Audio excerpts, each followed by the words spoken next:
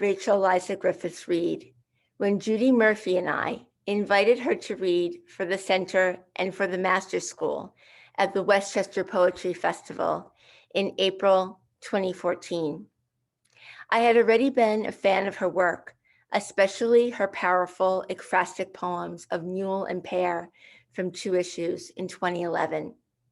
In early 2016, the Hudson Valley Writers Center featured an evening of her poetry and photographs from her highly acclaimed 4-way books collection, Lighting the Shadow. It was a bitterly cold winter night, and her poetry and art warmed everyone in the Phillips Manor train station. In October, I was fortunate to read with her on Zoom, the 3rd time I have heard her read from her new collection, Seeing the Body, which was published by Norton in 2020. A hybrid collection of poetry and photography, Griffiths' 5th book is a stunning reinvention of the elegy, and it took 6 years for her to write. As a review in NPR states, poems and photographs collide in this intimate collection, challenging the invisible, indefinable ways mourning takes up residence in a body, both before and after life-altering loss. One of the most authentic descriptions of surviving after the death of a loved one was uttered by Edward Hirsch in a New Yorker interview. He said, quote, "One of the things that happens to everyone who is grief-stricken, who has lost someone, is there comes a time when everyone else just wants you to get over it. But of course you don't get over it. You get stronger, you try to live on, you endure, you change, but you don't get over it. You carry it with you." Rachel Eliza's collection, Seeing the Body, is a book-long testament to the way profound grief never diminishes. It mutates, it changes, but it's always there. In the painful title poem, Griffiths writes, quote, "I stare in the mirror while everyone sleeps, the aggrieved sleep of the living." In an interview in 4-Way Review, Rachel Eliza says, "Whenever anyone experiences this poem, I hope there is an intimacy of reading that does not exclude our bodies. Through language, I'm aware of forcing myself to stop in the middle of something that has neither beginning nor end." We are so fortunate to have Rachel Eliza Griffiths back to share these intimate poems with us. We are so grateful for her voice. Please help me welcome Rachel Eliza Griffiths.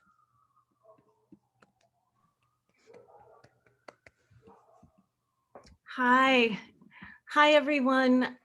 It is such a gift to be here today with you. Jennifer, thank you so much. Thank you, community of Hudson Valley Writers Center.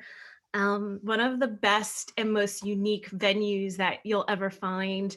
If any of you have been to the sweet and charming train station, it is always the most intimate and best place to have a reading. So thank you so much, Jennifer. I can't even begin to say, oh, I'm all shaky already. A gift it is to read with Jane today. Waking up smiling in a pandemic doesn't happen very frequently, but for today, for me, it's meant everything. And so thank you. And I'm very grateful to see so many names of friends and new friends in the room, and very talented poets listening in, which is what I always hope, is that the poets are listening. I would like to kind of begin reading from Seeing the Body. Jennifer, thank you for that introduction. The collection is about my mother's death and my own transformation, but also celebrating the woman that she was and the woman that I am also becoming.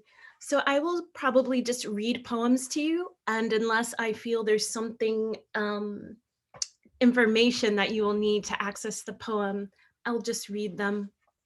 Thank you, and looking forward to our conversation.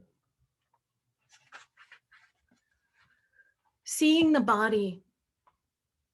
She died, and in the spring of her blood, I remember my mother's first injury.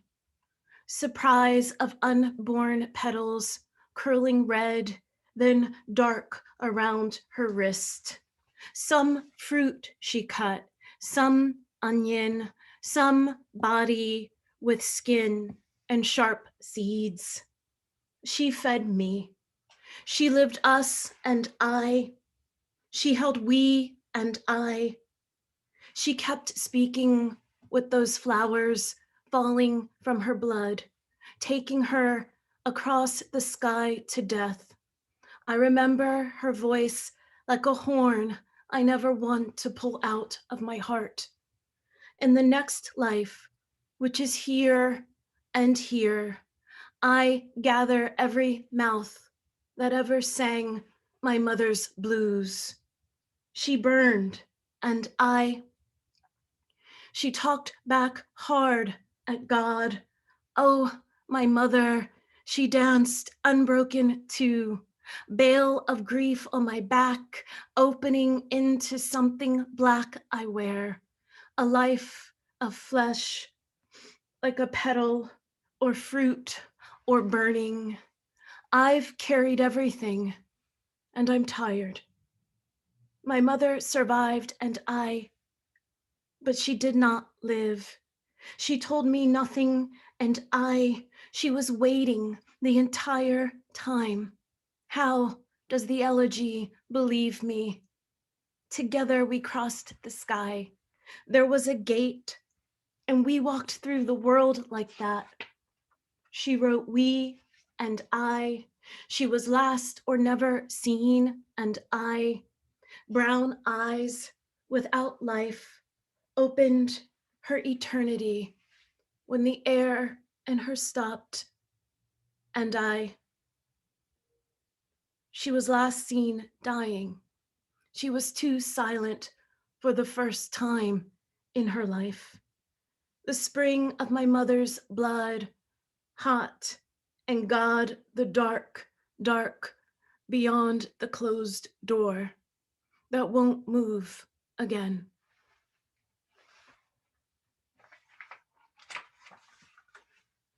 Chronology. This poem, what I will tell you, it's an ekphrastic poem.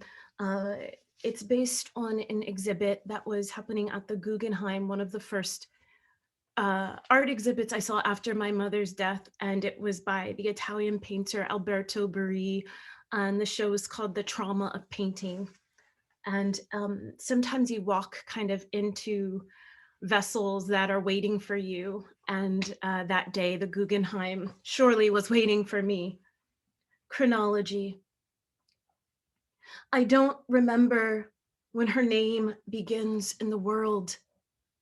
I forgot what maiden word the water made against my mother's tongue.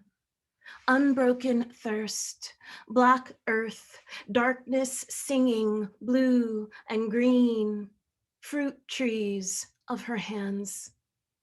Animals roar her blood into bright air. Ghosts scrape brown rivers upon her skin. The teeth of the dead tear her unborn words into rafts. My mother's maiden name is Prey. She is a pure being of blood, promise, trouble. Perhaps I was there once, gaining details. Wonder corrodes our armor of ribs and speech, contours breaching the wave that will widow our family. Her breath going down and staying beneath its darkest tongue.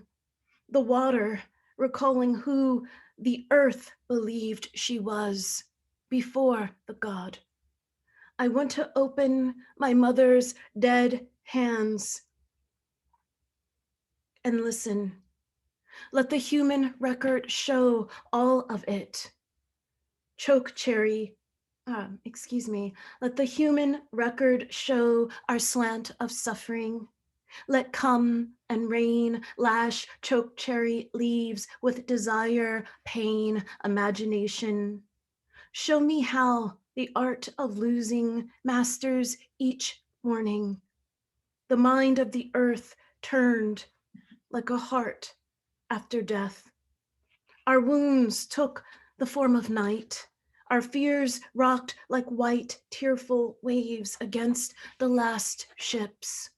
Our mothers rolled like shells under the raging sea, which means by what I must write in blood. My naked hand labored through the bruised dark to speak, which means language is neither innocent nor free. A woman swells alone inside mauve fields. A grief makes its own blood. The petals beneath me have already changed. The wound of life gave the night endless shame and would not close its mouth. This next poem is also a ekphrastic poem that is in conversation with the artist who is a favorite of mine, Louise Bourgeois. There was also an exhibit at MoMA, which was a feast of Louise Bourgeois with spiders and paintings and quilts with stitching. Bourgeois herself had a very complicated and intimate relationship with her mother. And I think I kind of poached this idea of the spider and the web in my kind of, I guess, grief palette or grief board. There's an epigram here, which is this, and it's from Bourgeois. I have been to hell and back, and let me tell you, it was wonderful. Arch of hysteria, or the spider mother becomes a woman. I want my web to hold. I want to repair what I have made. I was not given the gold hive. In me seethes the silk of invisible worlds. Spinning my hairline body within emptiness, I project our unwoven path. I dangle above filaments of what the body must eat, must make. Each morning, my life reels from unclear lines of mud, plaster.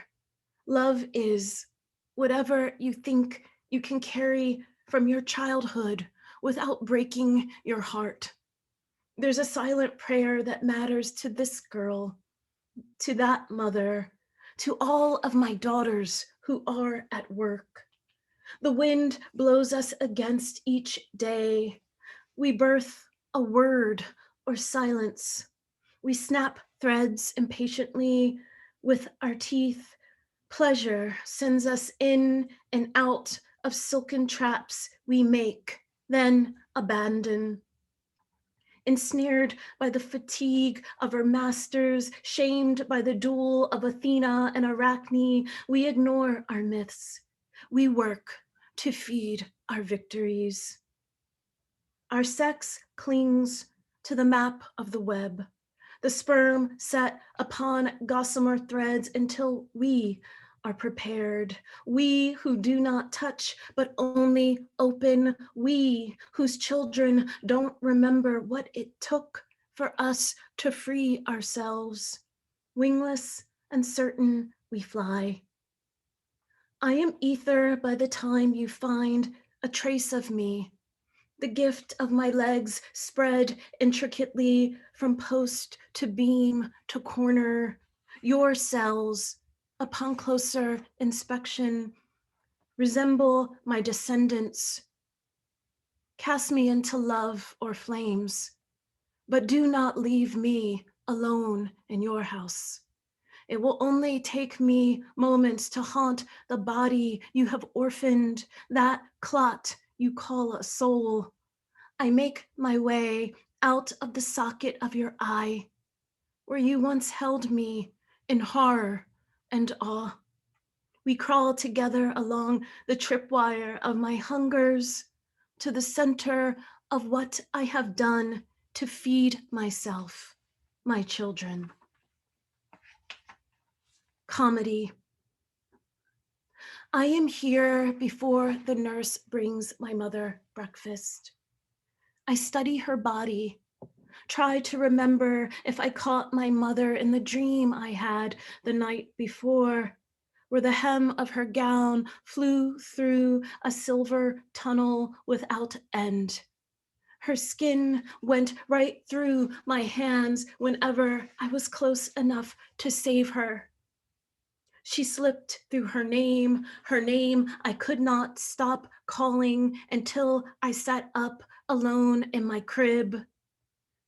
Embarrassed, my mother tells me she remembers how she phoned me last night to let me know she was in the morgue. She laughs as the nurse, whose feet squeak and Minnie Mouse Crocs, arrives with tea. We watch the nurse with eyes that will never remember her face. Thank her for the toast that is thicker than my mother's hand. That morphine is some powerful shit, my mother says. I agree with her, as though she has merely mentioned it is cold outside, though I have rarely had morphine and have never made courtesy calls from a morgue.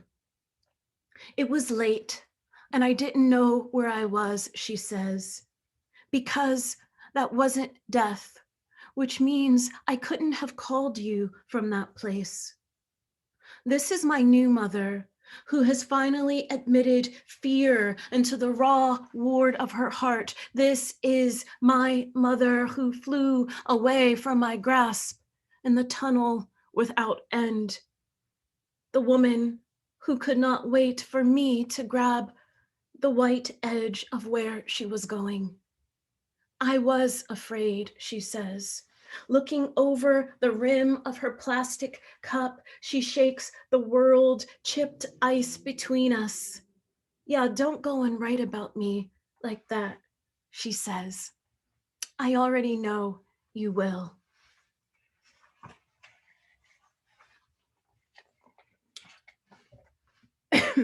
This next poem is called Hunger, and I'm happy to share that it'll be featured in Best American 2021, which I want to thank Tracy K. Smith for seeing my poem, and to Vijay Shashadri for selecting my poem for Paris Review. Hunger. And I want to say too, because I'm also thinking so much of Jane and how I first met her many years ago in California. And that when I was there, I think it kind of began this relationship I now have with kind of birds of prey, like hawks and osprey and peregrine falcons. And I will see a hawk in like the weirdest place in like New York City. And in this poem, the animal life that happens, that you pay attention to, I think sometimes after you've had a significant loss, you're attuned on this frequency that's so feral and animal in a way, that you can't help but being drawn to that part that many of us would like to believe we've left behind, but thankfully we haven't. Hunger. Weeks after her death, I came to the garden window to marvel at sudden pale feathers catching, scattering past the rainy glass. I looked for magic everywhere, signs from the afterlife that I was indeed distinct. Beneath the talon of a red-tailed hawk, a pigeon moved briefly until it didn't.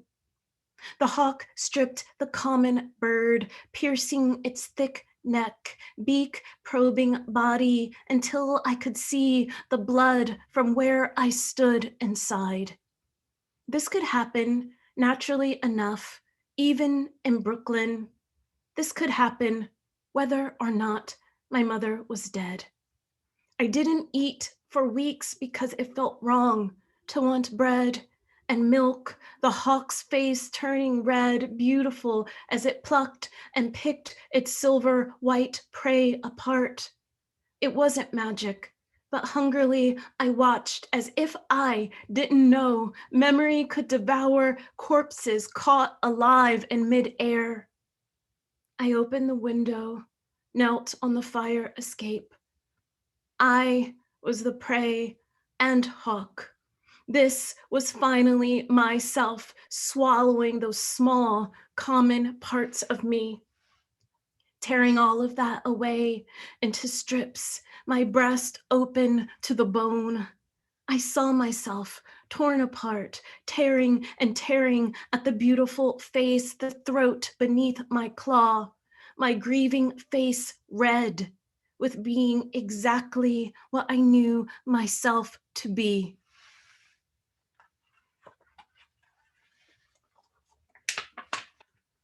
This poem is called Elegy Surrounded by Seven Trees.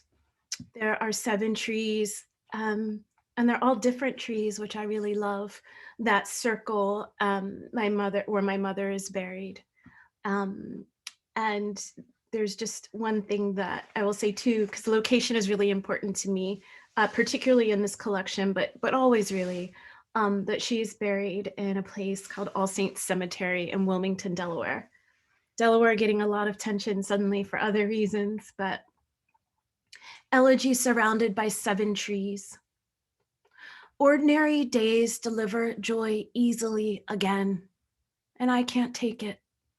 If I could tell you how her eyes laughed or describe the rage of her suffering, I must admit that lately my memories are sometimes like a color warping in my mind. Metal abandoned in rain. My mother will not move, which is to say that sometimes the true color of her casket jumps from my head like something burnt down in the genesis of a struck flame, which is to say that I miss the mind I had when I had my mother. I own what is yet, which means I am already holding my own absence in faith. I still carry a faded slip of paper where she once wrote a word with a pencil and crossed it out. From tree to tree around her grave, I have walked and turned back, if only to remind myself there are some kinds of peace which will not be moved. How awful to have such wonder. The final way wonder itself opened beneath my mother's face at the last moment, as if she were a small girl kneeling in a puddle and looking at her face for the first time, her fingers gripping the loud, wet rim of the universe. And then I just have this small poem I'd like to read for my friends. And I also would like to read it in gratitude to Naomi Shihab Nye. Good deeds. Then think of every song of love hurled at you and yours. Recall how battered you were by sheer understanding so that you might surrender. Not her being gone, but everything else. The world insists you return. You go along with the house rules, what the passage of sunlight means, a warmth that is bold enough to burn the world alive. I say, I can't remember how to be the same. I say, I can't pretend to be that woman, the world, or the love song you left behind your eyes. I say that I am beginning to understand the way my friends sing alone inside walls. And then the last poem I'd like to end with is a poem called Good Mother. And I think many of you may connect with those kind of gorgeous moments where strangers don't know you, but they know you. And their kindness is for its own sake. And not because you earned it, but because you're alive and they're alive and they see you in pain. And in some way you're able to offer each other this aloneness, but kindness, but intimacy. And I don't know, I've already said too much, but I'll just share the poem. And Jennifer, thank you so much. Hudson Valley Writer Center, thank you. And Thank you, Jane. And thank you everyone who has gathered today. I cannot wait to turn off the Zoom and just listen to Jane. I'm so excited. Good mother. Praise the woman who took me in her arms and wouldn't let go of me. We sank to the floor in the middle of the aisle in Rite Aid. It was a late morning and I walked slowly, furious that spring could still be so wonderful. Magnolia tempted me to forget about my mother for a few minutes. I stared at a Brooklyn blue sky through branches clasping pear blossoms. The limbs shook in sunlight. My eyes adjusted when I went into the pharmacy and realized everywhere I looked, the world announced it would soon be Mother's Day. Something ripped itself out of me, a howl so wide I thought I would burst. The woman near the counter understood right away, the way my mother once understood I had been born in a specific sadness. The woman did not say she was a mother, but I knew it. She put her arms around me and waved away the cashiers, the security guard who repeated, "Ma'am, ma'am." A stranger rocked me in her arms, so much kindness as we fell over and crashed against a row of votive candles. She didn't say it would be okay. Whew. She didn't ask me what was wrong, but her arms put me in a vicious prayer. I almost bit her, almost pushed her away. We held on and praised the nameless thing that makes us what we think we aren't strong enough to know. She knew she wouldn't let go of me. Praise the woman who didn't wipe my snot from her shirt, my tears from her collarbone, who did not tell me to pull myself together while everything inside me dropped. Crushed bones, blossoms pushing through my mouth, a word, mom, mom, mom. This broken birdsong of mine with no bird, no wing, no way to fly back through time. Praise the woman who did not leave me like something suddenly dead on the sidewalk with a breeze blowing over its face. Praise the woman who smelled like fabric softener and coffee and the good things I must believe I am too. Praise the mothers who walk slowly through the world, bringing children into themselves, burying children sometimes before themselves, and who defend something harder than innocence. Praise the guts and grace of mothers. Praise their exhaustion and their good work. Praise their wit, their wonderful ways of listening to the world fall asleep against its clean pillow. For the woman who knelt with me in an ugly heap in the middle of Rite Aid on an unbearable spring day, who helped me buy a Mother's Day card for my dead mother, who knew better than to say I'd be just fine. For you, I lift my arms each spring and wish you a kindness so fantastic. I sometimes feel I'm in midair, the shadow of my wings clapping in joy above your children who must love you. Thank you so much, everyone. Thank you, thank you, thank you. Thank you, Hudson Valley Writer Center. I'm gonna sign off.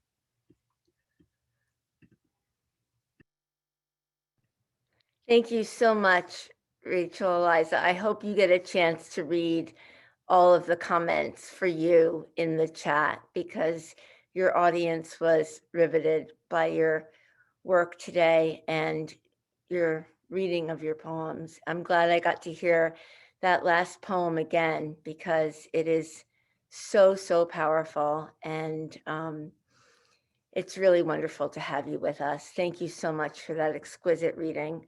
Please do get a chance to look at all of the comments to you in the chat. Thank you all for being here as I welcome Jane. Jane Hirshfield's astonishing collection, Ledger, was the first book I read in quarantine in March. Although it was written before the pandemic, it is, as many reviewers have noted, uncannily prescient about our current global situation. Just as the book's preface poem, Let Them Not Say, was written in 2014, well before the events that led to 2017's tragic inauguration, but published on Poem a Day on January 20th, 2017 by the Academy of American Poets, and then went viral. Hirshfield's work has a way of warning us what we need to pay attention to if we would just find a way to listen. As Fred Marchant writes in his thoughtful review of Ledger in Plume, here the poet wants to set the record straight about what we did and did not do as the world around us burned. Let them not say that we did not see or hear or know what was happening. We saw, heard, and knew. We warmed ourselves by the light of the kerosene beauty of the world. We praised it by the light of its own burning, somewhere, somehow, and deep inside our beings, we knew what we were doing. Yes, Fred's right, and so is Jane. As sobering as this collection is, and what it illuminates about climate change, a world in crisis, social injustice, and humanity's hubris, the very fact that around 300 people are gathered here today to hear Jane and Rachel Eliza read at the beginning of a new administration where Biden has already signed executive orders to address the climate crisis at home and abroad.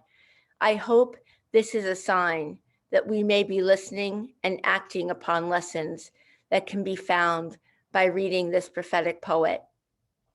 Early in the collection Ledger, Hirshfield writes, none of this had to happen. From the water pools, one child, another.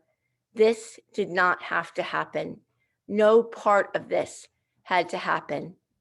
And later, the news keeps coming with its one crooked finger, death, death, death, death, death. In practice, Hirshfield's unflinching eye shows us how easy it is to feel overwhelmed and to try to look away. But she will not, and in turn will not let us. Quote, I count the names of incomprehension, Sanford, Ferguson, Charleston, Sarajevo, Nagasaki. I have done this for years now. I do not seem to grow stronger, but we do by reading her work. Rebecca Faust writes in her review of Ledger in Women's Voices for Change, quote, as in the best writing of any genre, the poet's hand is invisible throughout. Her touch on the reins light, but always there to guide the direction, development, and pacing of the unfolding narrative. Every comma, period, and em dash is placed with acute precision, so artfully that some readers may not even notice the punctuation, but they will notice the diamond clarity of these poems. In the beginning of the book, Hirshfield writes, quote, I wanted to be surprised.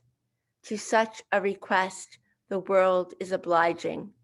No matter how well you know Hirshfield's work, you will be surprised by her luminous poems and how much they hold.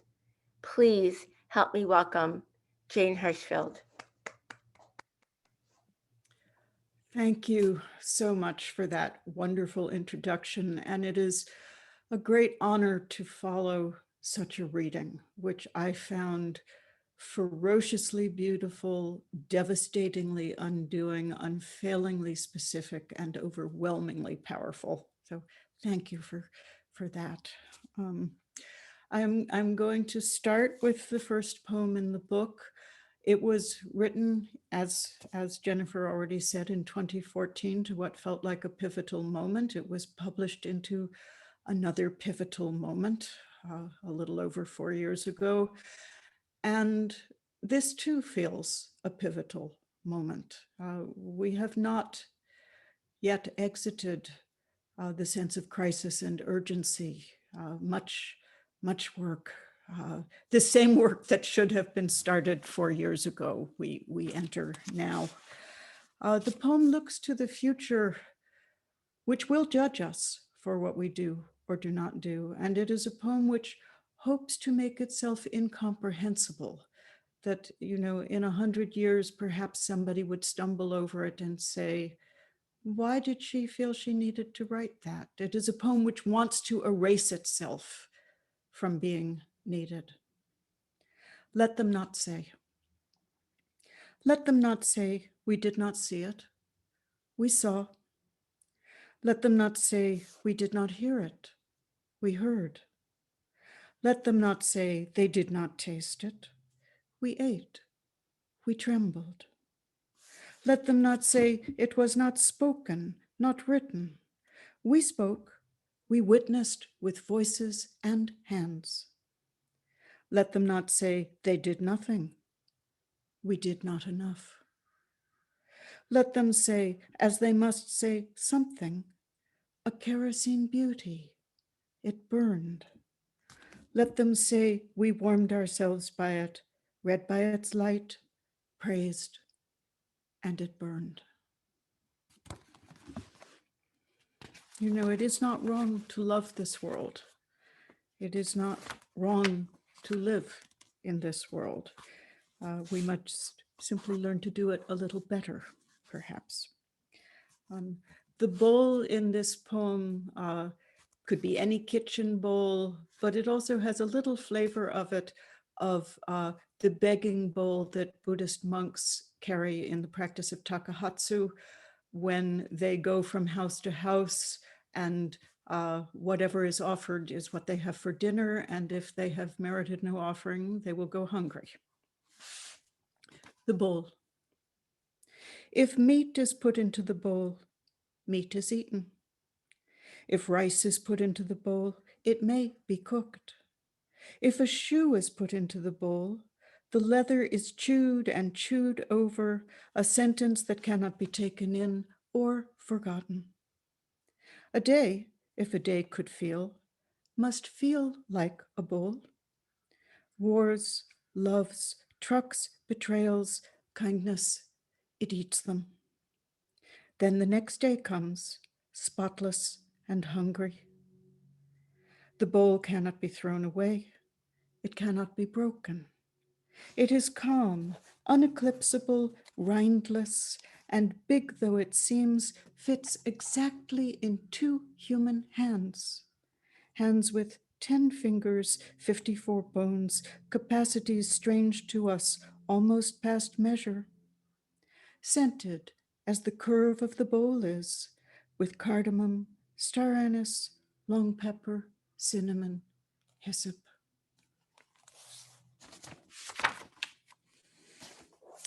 Jennifer very presciently name-checked a number of the poems I'm going to be reading today, including this one. And I thought it was so interesting to hear Rite Aid mentioned twice in that last poem. This poem has drugstore, but when it was originally written, it also had Rite Aid. But because it has Chevron in the same line, this is so strange, but I get a lot of questions from my translators, and I felt sorry for them. And I thought, oh, they're going to have to already deal with Chevron. I'll just change Rite Aid to drugstore because it's still a spondy. You know, the beats are the same. Isn't that just a terrible reason to change it? When it first came out in the New Yorker, it was Rite Aid. Okay, I wanted to be surprised. To such a request, the world is obliging. In just the past week, a rotund porcupine, who seemed equally startled by me, The man who swallowed a tiny microphone to record the sounds of his body, not considering beforehand how he might remove it. A cabbage and mustard sandwich on marbled bread. How easily the large spiders were caught with a clear plastic cup surprised even them. I don't know why I was surprised every time love started or ended, or why each time a new fossil, Earth-like planet, or war, or that no one kept being there when the doorknob had clearly. What should not have been so surprising, my error after error, recognized when appearing on the faces of others. What did not surprise enough, my daily expectation that anything would continue, and then that so much did continue when so much did not. Small rivulets still flowing downhill when it wasn't raining. A sister's birthday. Also, the stubborn, courteous persistence that even today, please means please, good morning is still understood as good morning, and that when I wake up, the window's distant mountain remains a mountain, the borrowed city around me is still a city and standing.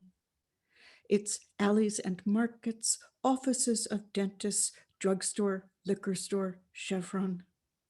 Its library that charges, a happy surprise, no fine for overdue books. Borges, Baldwin, Szymborska, Morrison, Cavafy. Well, I did a reading yesterday on the theme of environmental resistance and resilience, not resistance. Resistance is always part of it, I suppose, these days. And I surprised myself by choosing to read this poem because part of resilience is simply the remembrance of multiplicity, of abundance. In a natural ecosystem, what they call robustness has to do with many living beings, all contributing, many possible ways of moving the energies through this great interconnected, interdependent world, being alive and thriving. But this poem is ostensibly about one of those vests that if you don't own one, you have probably seen. Vest. I put on again the vest of many pockets. It is easy to forget which holds the reading glasses, which the small pen, which the house keys, the compass and whistle, the passport. To forget at last for weeks, even the pocket holding the day of digging a place for my sister's ashes. The one holding the day where someone will soon enough put my own. To misplace the pocket of touching the walls at Auschwitz would seem impossible. It is not. To misplace for a decade the pocket of tears. I rummage and rummage, transfers from Munich, from Melbourne to Oslo, a receipt for a Singapore copy, a device holding music, Bach, Garcia, Richter, Porter, Pärt. A woman long dead now gave me, when I told her I could not sing, a kazoo, now in a pocket. Somewhere a pocket holding a Steinway. Somewhere a pocket holding a packet of salt. Borgesian vest, Oxford English dictionary vest with a magnifying glass tucked inside one snap-closed pocket, Wikipedia vest, Rosetta vest, Enigma vest of decoding. How is it one person can carry your weight for a lifetime, one person slip into your open arms for a lifetime? Who was given the world and hunted for tissues, for chapstick.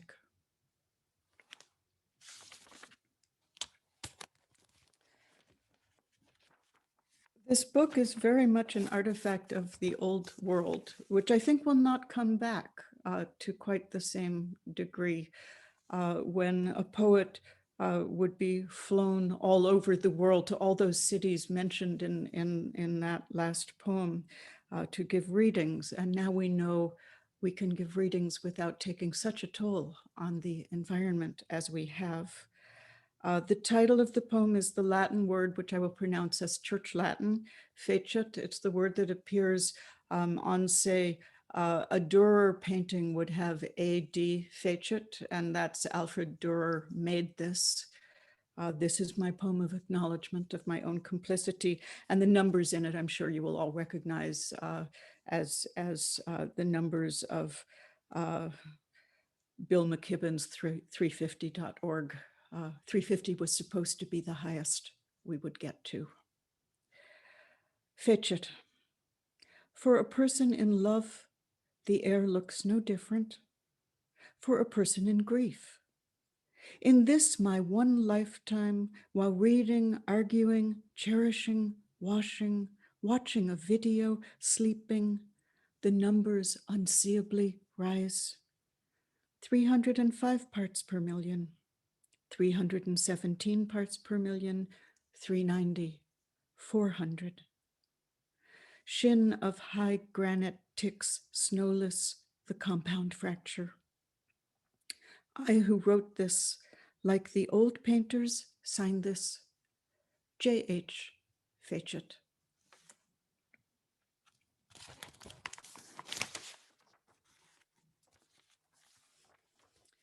This poem covers a great deal of ground. It starts with looking at the International Space Station going over.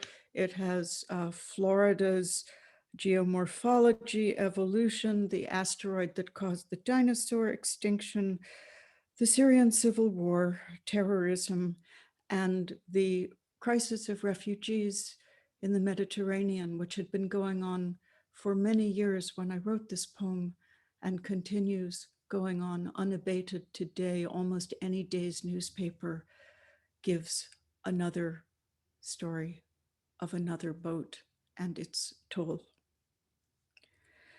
Day beginning with seeing the International Space Station and a full moon over the Gulf of Mexico and all its invisible fishes. None of this had to happen. Not Florida, not the ibis's beak, not water, not the horseshoe crab's empty body, and not the living starfish. Evolution might have turned left at the corner and gone down another street entirely.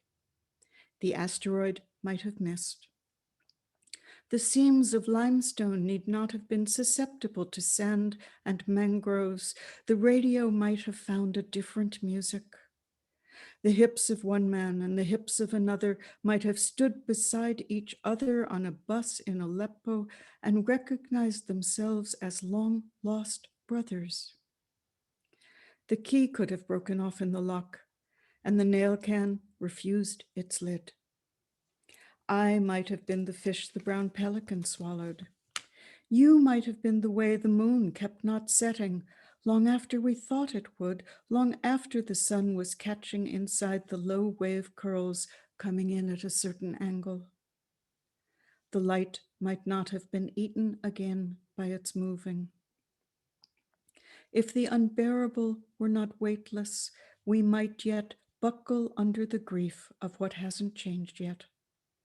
Across the world, a man pulls a woman from the water from which the leapt from overfilled boat has entirely vanished. From the water pulls one child, another. Both are living and both will continue to live. This did not have to happen. No part of this had to happen.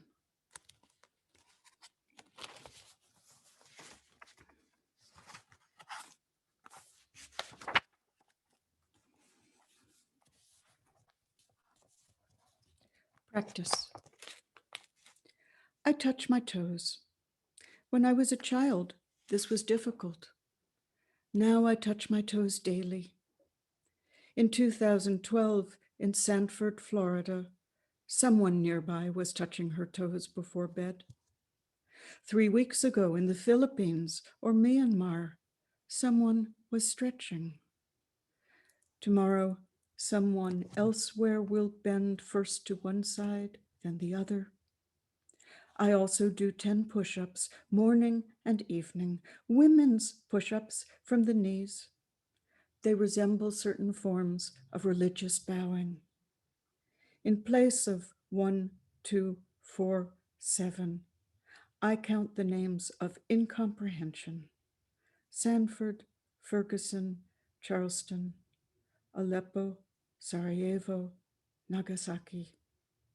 I never reach Troy. I have done this for years now. Bystander, listener, one of the lucky. I do not seem to grow stronger.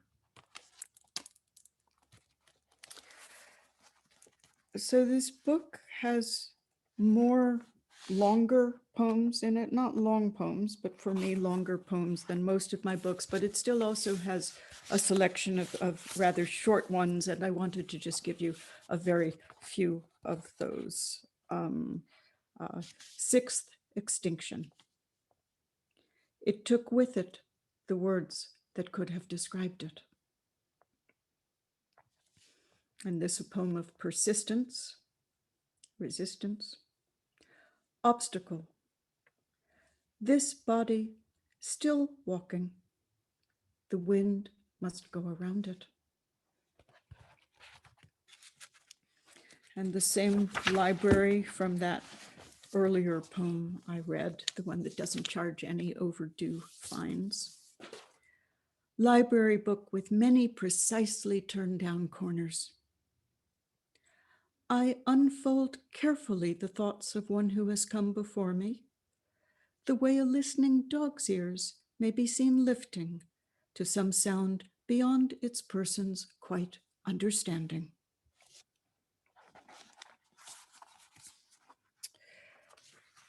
So I will give you the title poem of the book. This poem is not in any formal rhyme scheme, but it has much more of an engine of sound calling to sound than many of my poems do. One word in it is probably familiar, but if not, it talks about LIDAR, and LIDAR is the way that it will become ever more familiar because it is the way that self-driving cars tell their distance from one another. But its first use was in flying over a landscape. You can map the topography of the land very accurately with LIDAR radar. Ledger. Tchaikovsky's Eugene Onegin is 3,592 measures. A voice kept far from feeling is heard as measured. What's wanted in desperate times are desperate measures. Pushkin's unfinished Onegin, 5,446 lines. No visible tears measure the pilot's grief as she lidars the height of an island, 5 feet. 50, its highest leaf. She logs the years, the weathers the tree has left. A million fired clay bones, animal, human, set down in a field as protest, measure 400 yards long, 60 yards wide, weigh 112 tons. The length and weight and silence of the bereft. Bees do not question the sweetness of what sways beneath them. One measure of distance is meters, another is li. 10,000 li can be translated far. For the exiled, home can be translated then, translated scar. 1 liter of Polish vodka holds 12 pounds of potatoes. What we care about most, we call beyond measure. What matters most, we say, counts. Height now is treasure. On this scale of 1 to 10, where is 11? Ask all you wish, no 25th hour will be given. Measuring mounts, like some Western bar's mounted elk head, are cataloged, vanishing, unfinished heaven.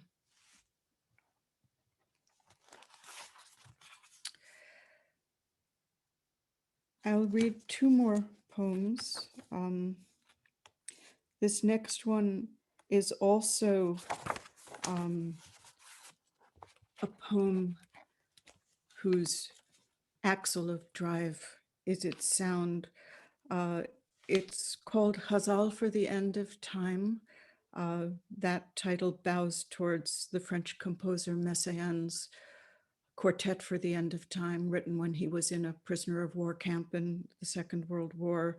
And a ghazal you are all probably familiar with, but if not, it's an Urdu poetic form, long-lined couplets with a rhyme scheme which traditionally correctly would have always the same repeating word in it. And in the last couplet, the name of the writer.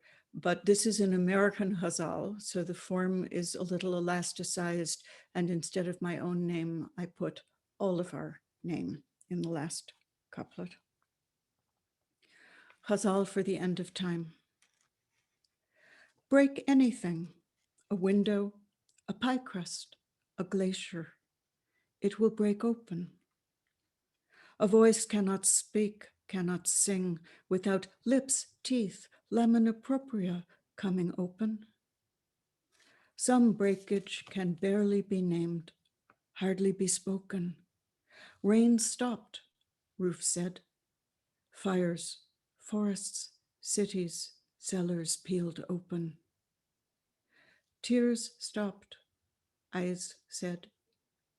An unhearable music fell instead from them, a clarinet stripped of its breathing, the cello abandoned.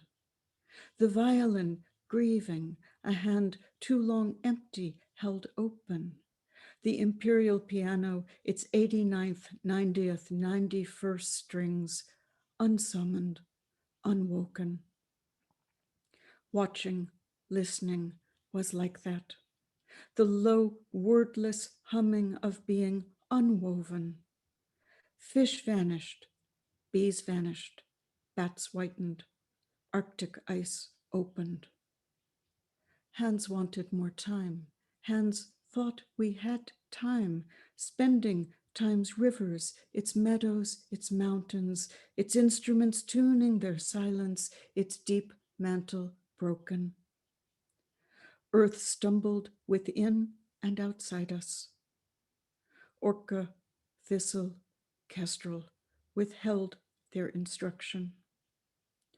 Rock said, burning ones, pry your own blindness open.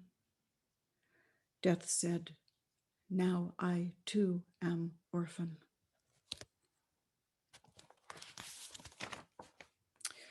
So I'm going to finish with the last poem in the book.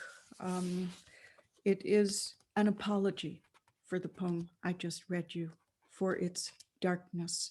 I realized after I wrote that poem, I sent it to a friend because I had emailed her and said, I just wrote the darkest thing I have ever written and had the darkest thought I could ever imagine. You know, what would it mean for death to be orphan? It would mean there was no life.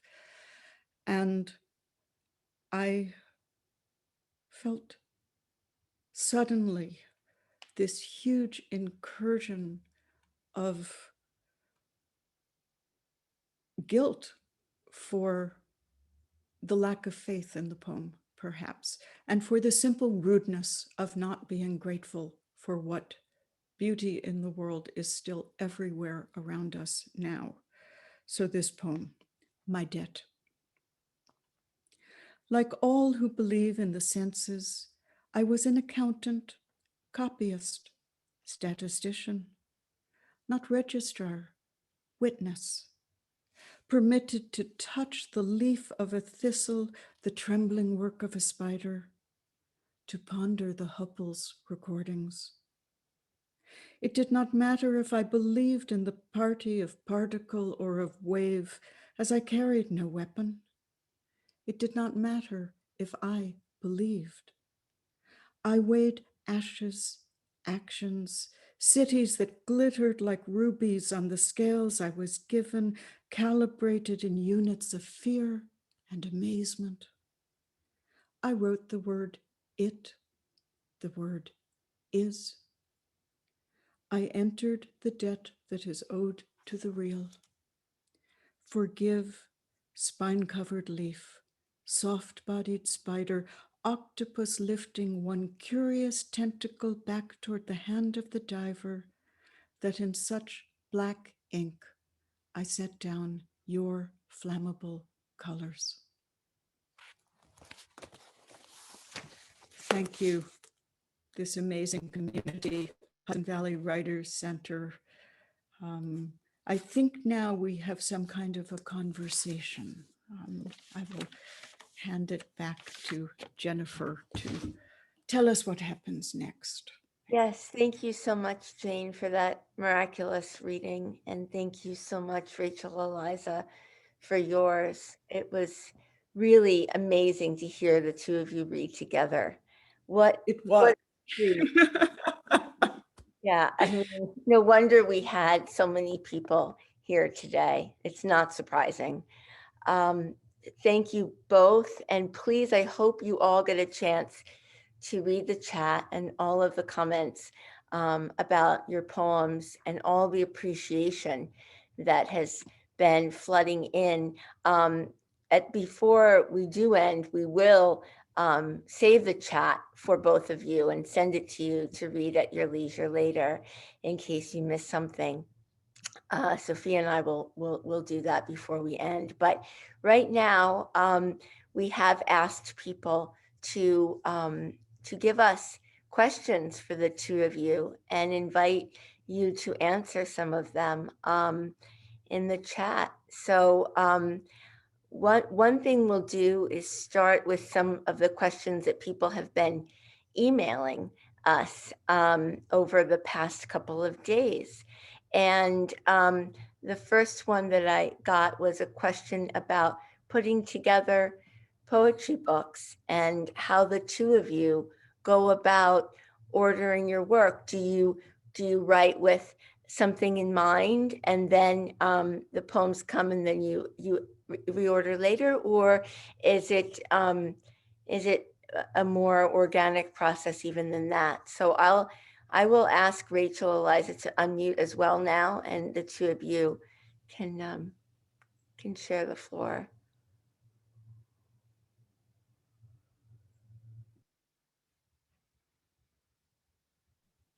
Please, you go first. Thank you, Jane. That reading, I'm back in the poems. I'm like with the octopus. Oh my goodness. Thank you. That's, yeah. Right now I don't even have language. I'm like, oh, that language thing we do or are is failing me. You know, that's a wonderful question.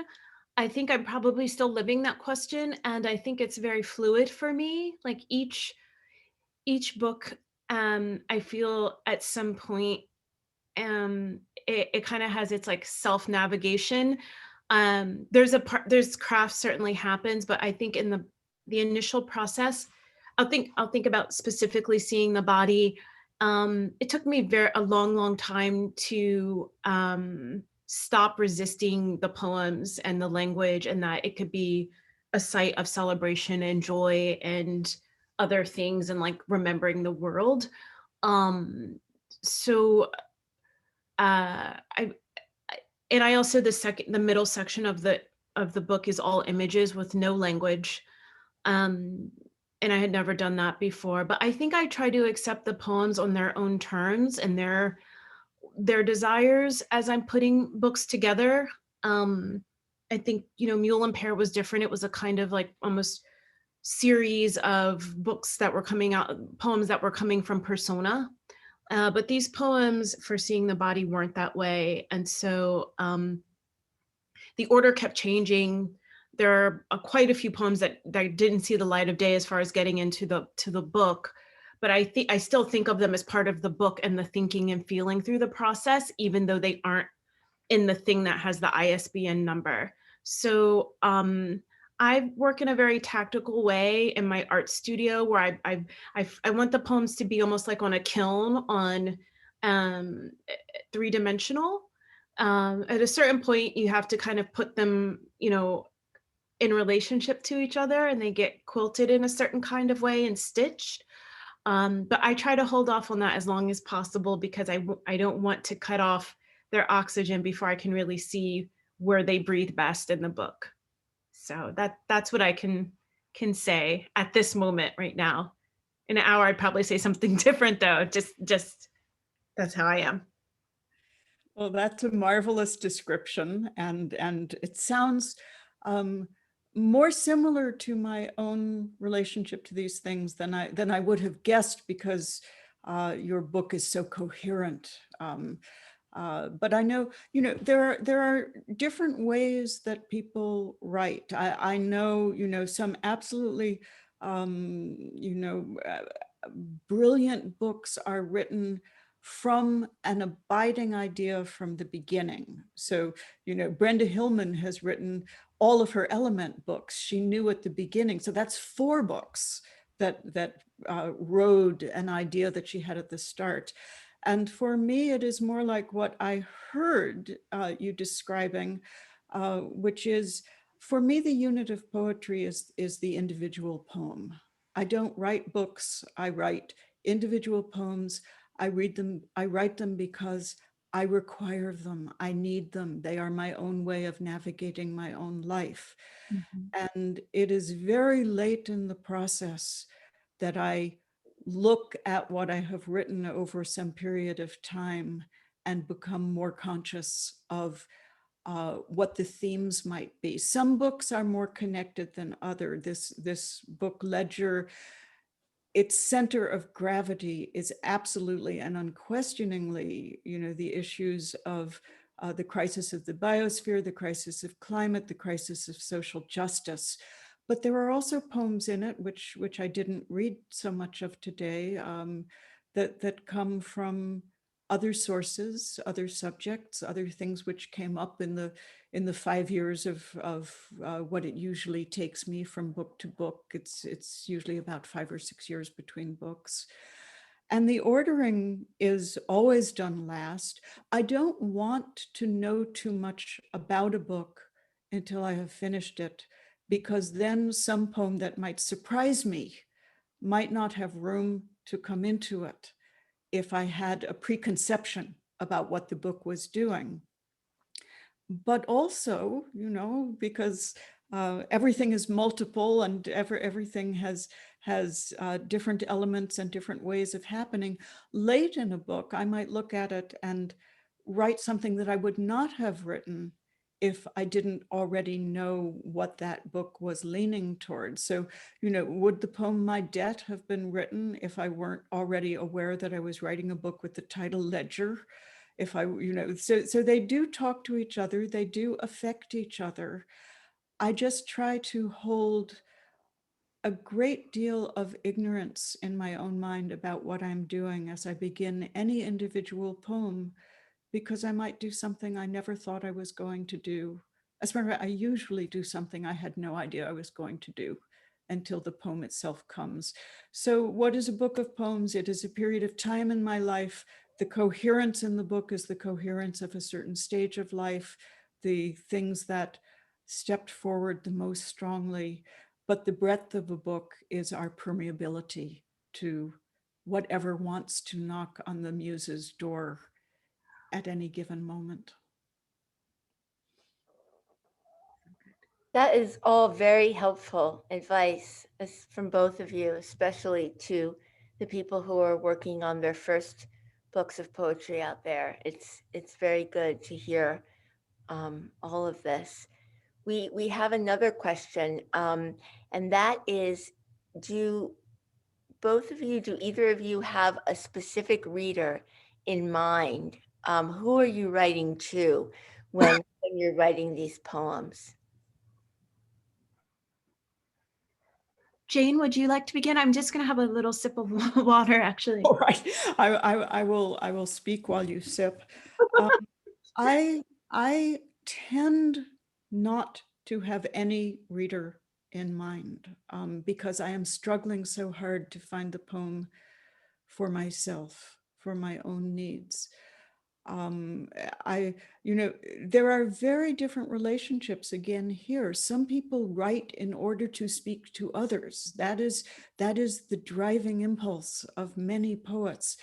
I am an extreme introvert. And if you put me on a desert island and I was writing in the sand and every night the waves were coming in and erasing the poems and I don't have a very good memory, so that would be the end of them, I would still write because it is a necessary thing. But over the years of publishing, after a while, you begin to understand that, if I like a poem well enough, it will be read by other people. And I began to be aware that a certain courtesy towards those readers might be a generous thing to do, to think about as part of my revision process. If I was reading this poem and I didn't know my own life and I didn't know me, what would it mean? What would it mean to somebody who didn't already know the circumstance or the background thoughts? And so I began, and especially over years of teaching, this also becomes part of your process and it gets internalized. So who do I have in mind? I have in mind you. And sometimes I misguess you because unlike many poets, very, very unusually, nobody sees my work before it goes to an editor. I don't have a group of friends I share my work. If I have a very specific question, a true point of uncertainty, I have a couple of people who I can ask, but most of the time I don't. And so there is no set of companions telling me when I've gone awry. And every once in a while, I'm sure I make terrible mistakes because of that. But also, you want to write what you want to read. And so perhaps my readers are all the great poets who inspire me and who have shown me the way and who you wish to be the least bit worthy of the cost of your own ink when their ink is already in the world.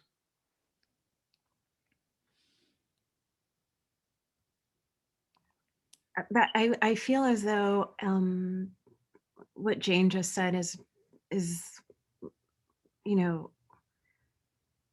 it, the scale and generosity and like space of that is feels really true to me. It feels very similar. I don't really have like a writing group or people that I will show things to. Some of it too is I feel like a lot of my fellow poetry friends, I just feel like they have families and kids and jobs and their own time, that I'm often also kind of thinking of everyone's kind of boundaries and needs. But I have to say that I would be fearful that I would get in a position where I might care too much about what they might say or not say too, but they don't say. I guess I don't want to feel too familiar even with myself in my poems.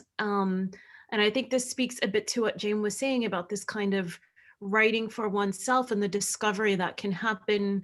And that, if you try too soon to cut off that windpipe, your poem can kind of choke and be strangled before beyond your intention for it. I too feel like my poems could happen in the sand and I would be more interested in the tide and the waves and what the moon was doing than the poem like being mine. I think I'm having a very interesting relationship with possession and belonging these days. Particularly with seeing the body, like in the moment I needed to write inside through my grief, and I still grieve now. These poems, they don't heal me. I don't know if I'm better. I would like to believe so, that I'm a better person. But more and more as the poems get refracted to me by others, that is how I can grasp that I wrote poems that matter to other people. Like the actual writing of it, I needed that. And then more and more, I'm like, oh, these are like bigger than me. They're not, it's not about, it's actually just like not about me, although it's my specific experience. And I feel really grateful and humbled about that, that I could have someone write to me about their mother or their grandmother or their auntie or their beloved, um, and feel a connection. And so you know, I think a thing Jane also said about information for the reader, um, in my previous books, I think I was so entrenched in my own mind and its ecosystem and its weather that my poems would kind of come out as such. And in my last book, the kind of cartilage and information of saying like, this is, you know, the life, and here is the mother, and here is this, and I needed to let the reader have those things, and to trust them to have those things, and to trust myself to let go of those things. The action of letting go is also the thing that gets me into the next poem, and not, here's my precious poem and it's I can't create in that way. But I think I love to hear other poets speak about their writing, and there's just a kind of privacy about it that we each have of being in tune with that nature. And because to me it is a nature, it is an involuntary thing that I have to do, but I don't necessarily always feel that it needs to go beyond me. um I'm rambling a little because so many thoughts are coming in to me right now, and feelings, a lot of feelings. Um, the last thing I'll quickly say is just, I also want to echo what Jane said about, there's certain poets, you know, living and dead, that I often I feel that there's this circle, this like singing bowl that's happening.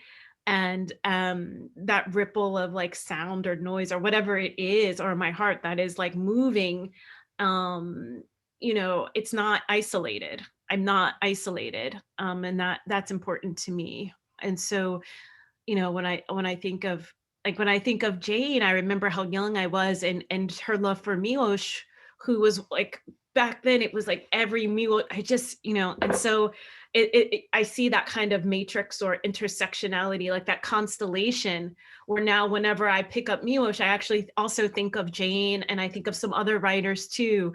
And I think of like the light in a certain part of California and what it smells like there. So I think all of these things can kind of go into some of what we've just been asked. Um, yeah, that's what I have for now. That's great. Thank you so much. Any last questions for Jane and Rachel, Eliza, before we let them rest after that incredible and moving reading? We have one coming in. How do you decide when to write? So sometimes I write because the world has hit me over the head with a 2x4 and the poem must come forward. There is no other way to take the next breath except to write. And sometimes I write because I have managed to clear enough space and silence and protection around my psyche that I can allow myself to become utterly vulnerable, and the poem can then come in. Almost never anything in between those two things. I'm a terrible writer. I have a very poor work ethic. I've always loved something that the poet Bob Hass said to one of his students, who then told me, he said, you don't have to write every day. You have to do something every day that supports and encourages and cultivates your life as a writer. And that might be reading something, it might be seeing something, it might be going backpacking into the wilderness. And because I am not prolific, I'm always surprised when I have a new book of poems because my general impression of myself is that I'm not writing. But I am trying to live as a person thirsty for what poems carry to us. It's probably enough. I completely agree with that. I do, I think working across genre for me, I can kind of toggle or kind of hover inside of different spaces. You know, I can be painting. That's a kind of different kind of muscle than kind of sentences or, you know, poems or something like that, or creating photographs. That's different. I mean, I think the underlying probably foundation, it's the same emotions or they're similar, but then the forms can challenge me. I just completed a novel that is certainly, definitely, absolutely not like writing a book of poems at all. It is a beastly, insane, ungodly thing to do, but it's over now.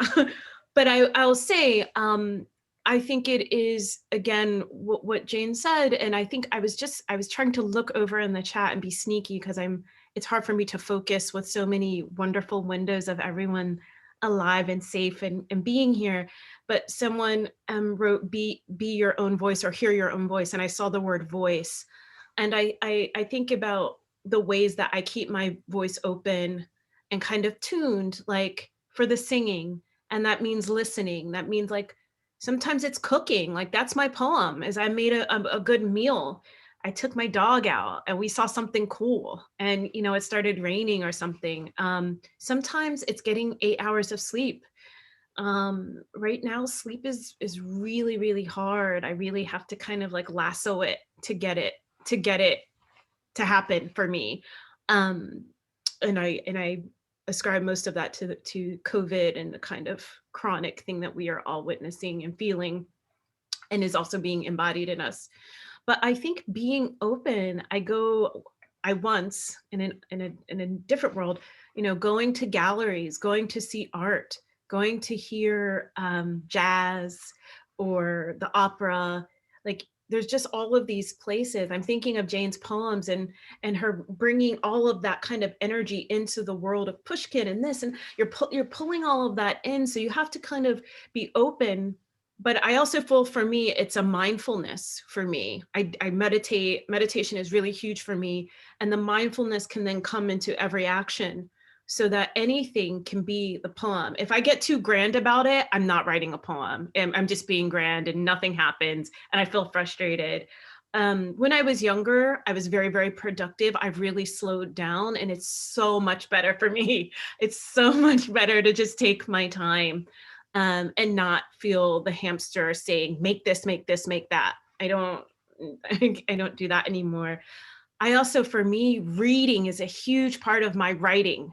I have to just have time to read every day, and I have to have time to be alone every day and to give myself permission to say, I need to be alone for X amount of time. I wave my arms at my fellow introvert Jane over there. I just need to be alone for a long time every day. And you know, that's not for everybody. Some people, they're very creative because they interact with other people and they have that alchemy, and that's great. I have to prepare when I'm like in a space, even though I'm sitting in a room by myself with the dog on the floor, I'm still like, I'm like shaky, and I like this feeling. I like feeling that there's something at stake for us. And for today, it feels like for kindness and listening and to hear poetry, and to know that there's so many of us actually in this space that are quite connected, and that we are, because we're in the same world. So those are some of the things. I don't know. Yeah, writing is so much more, I think, than just the keyboard or the pencil or pen in your hand and the paper. For me. Well, thank you both so much for your incredible readings today. And what an amazing pairing, the two of you. reading together. It was truly an honor to be able to sit with your work and prepare the introductions, and to have the two of you here today to launch our Hudson Valley Writer Center Winter Spring reading series. Thank you for your time and your generosity with us. And thank you to all the incredible audience members. We're really happy to have you here, to all of our students, board members, SHP advisory committee members. Thank you for being here. And I hope that we see you on February 7th for Carolyn Forche and Lori Soderland. And we did record this reading, so you will be able to watch it on the Hudson Valley Writer Center YouTube page. And thank you to Jane and Rachel Eliza for allowing us the privilege of doing that. It was really incredible to have this time with you. We appreciate it so much. And you can make donations on the Hudson Valley Writer Center page. If you would like to, please don't forget to buy Ledger and Seeing the Body. They are available from your local bookstores and your library and bookshop.org. So Sophia has written everything in the chat. Thank you, Sophia, for writing the bios in the chat, for writing the information about their books in the chat. And we will be in touch with you. Stay tuned for more of our readings. And please, if this is the first time you're here with us, please come back. We are very, very happy to have you. We have people today from Turkey and from New Mexico, from London, Greece. So welcome all of you. Japan, someone was here from Japan. Thank you, Jane. And thank you, Rachel, Eliza. We truly appreciate it. Thank you so much. Have a wonderful evening. Thank you. It was a great joy. Great joy. I hope we get to read together in person before too long. I hope so too, Jane. Be well. Be You well, too. everyone. Stay safe.